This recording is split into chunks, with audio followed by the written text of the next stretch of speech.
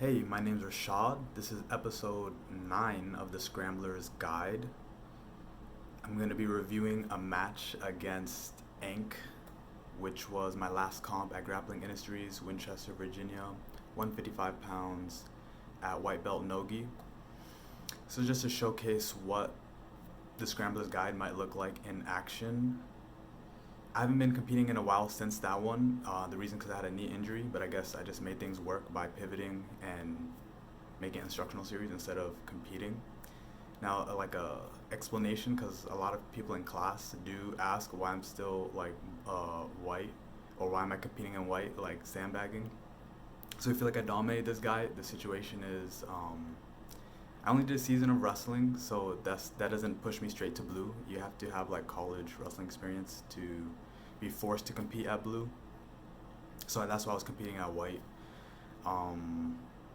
As far as getting my blue, I need to learn more traditional jiu-jitsu, like close guard armbar, stuff like that, close guard triangles. At least that's what my coach feels, and I don't disagree. But yeah, take a look and hope you learn something. So this competition consists of 2 matches against Enk. So in my first match, I just stay planted and don't try and move forward too much, because I've learned that if you move forward, it doesn't really help you. There he just backs up once, twice. It doesn't help you, he backed up again. Because you follow them as they're backing up, they just go out of bounds and you lose whatever you're working for. It's not like MMA match where if I back him up, he's going to get his back against the cage. So I'm going to start working more aggressively once we're gridlocked into each other. Like when I get my, I believe, right collar tie and left outside the arm. Now I'm going to start working because we're stuck with each other. Unless I don't feel like I can do much with that position, then I'll break it off like I just did. But see, I initiate and then he backs up. He's still backing up tentatively. I go for a post, he backs up, wrist grab, he backs up.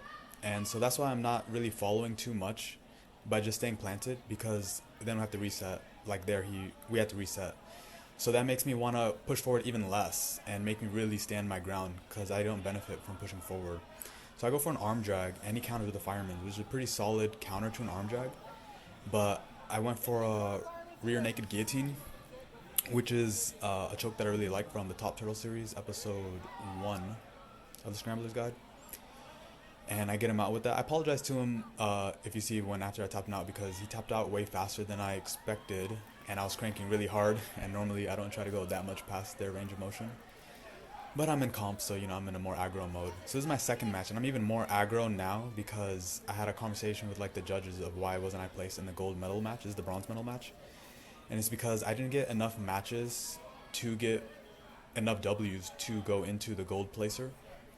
What I mean by that is I only had 1 match against Ink, so I had 1 W, and 1 W is not enough because some other guys had 3 W's, so they got in the gold, whereas I got in the bronze. I really wanted to make sure I got the takedown on this one because I felt like I defended his takedown last time, so he's probably going to be really passive standing up, so I should just come forward and take him down. Now I'm trying to clear my right knee and mostly using a left butterfly hook, but my coach is telling me to get my left elbow over his left armpit for reverse keskatame, and using my right hand to push on his top leg, which is his left leg, to get my right leg out. But I'm also not in a like pressured situation. I have top position, I have like a smash position. What I mean by that is I have top half guard, but he's flattened out and he's eating a lot of weight. Like I'm really grinding his face with my shoulder, so I'm not in a huge rush to switch positions when I know he's really compromised and not in a comfortable situation. He's probably going to do something to alleviate pressure and give me an opportunity. In this case, I end up getting my left hand into his left armpit, which sets up a stockade, and I start shooting my left knee to his back, which can set up a chair sit back take if he ends up getting his right hand in between, which he's going to try to do now. But preferably I'm going to keep him with underhook. His right hand being on the outside is a underhook, because then I have the stockade. But now is a great opportunity to start going for the chair sit back take, but he starts getting his back into the mat, which makes that chair sit back take a lot harder. But I still have my left hand in his armpit, I believe, and I'm using my right hand to push on his left leg to clear my right knee out to get the 3/4 mount. And yeah, so I said I have my left hand in there for the stockade, and this time I'm going to start working the stockade a bit more aggressively. I start crucifixing his left arm with my left shin, and I have to talk to the ref now because his corner is saying like, oh, he's going for a neck crank.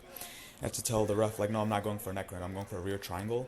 And I think just having that conversation and like having to pause really broke up my momentum, and also he knew what I was going for because I told the ref like, hey, I'm going for a rear triangle, and then he's going to start defending that. But I'd rather talk to the ref than, get DQ'd for a neck crank, so it's whatever.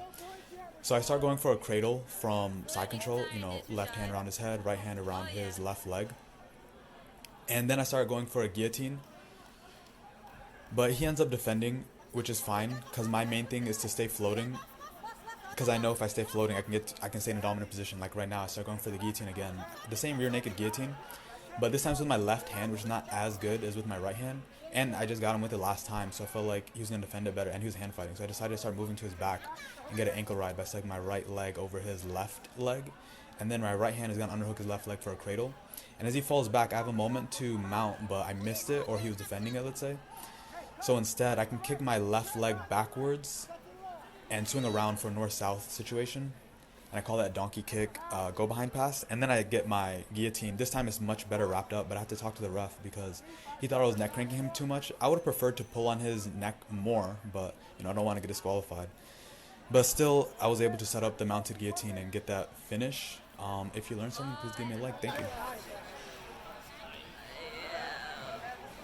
Nogi male blue, Nogi intermediate, 2 belts.